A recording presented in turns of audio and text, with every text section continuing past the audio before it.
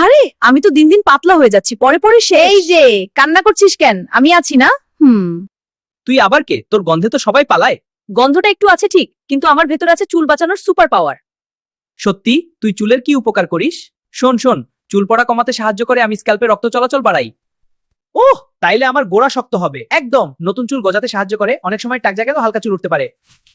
ও মা, তাহলে আমি আবার ঘন হতে পারবো। আর শোন, খুশকি কমাতে সাহায্য করে, আমি জীবাণু দূর করতে পারি। বাহ, খুশকি তো আমার সবচেয়ে বড় শত্রু। আরো আছে কি?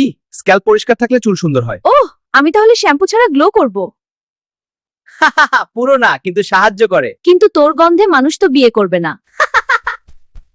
হেই, আমি গন্ধ দেই না, মানুষ ভুল করে আমাকে বেশি লাগায়। তাহলে কিভাবে ব্যবহার করব?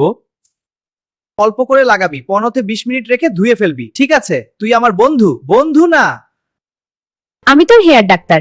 পেঁয়াজের রস স্ক্যাল্পে লাগিয়ে 15-20 মিনিট রেখে ধুয়ে ফেলুন, সপ্তাহে 1 আর 2 দিন।